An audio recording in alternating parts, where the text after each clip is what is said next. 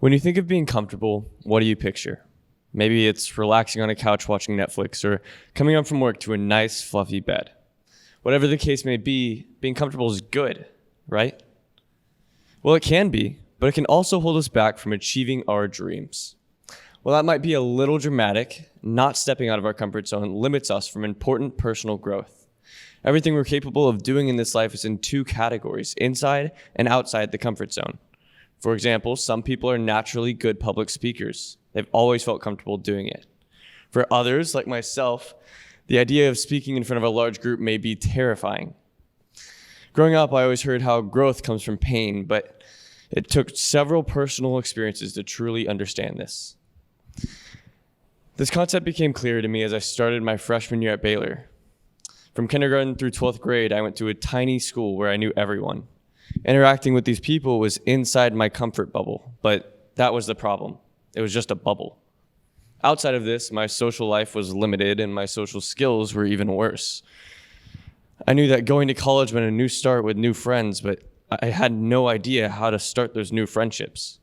I had one summer to fix this problem, so I got a job at a popular paddleboard and kayak rental company.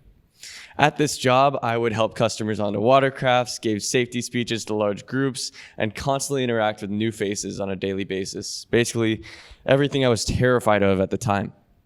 The first few weeks were miserable. I remember nervously giving a safety speech to a large crowd and completely freezing.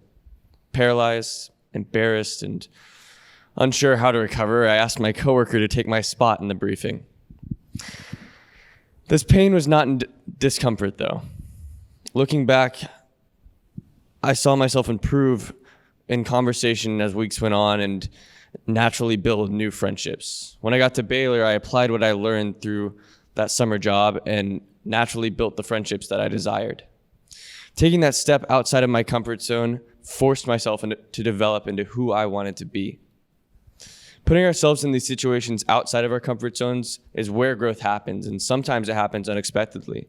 This is when we need to recognize the opportunity for growth and use that pain equals growth mindset. The funny thing about feeling uncomfortable is life gives you plenty of chances to experience it. I was reminded of this my sophomore year at Baylor when I was at my first professional networking event, listening to a panel of executives.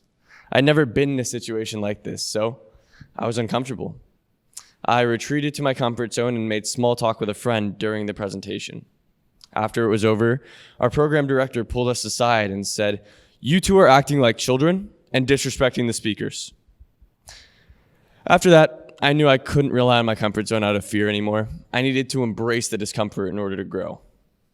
By seeking discomfort, we are acknowledging the fact that this process of growth will not be easy and might even be a little painful, but in the end, we'll be proud of how far we've come.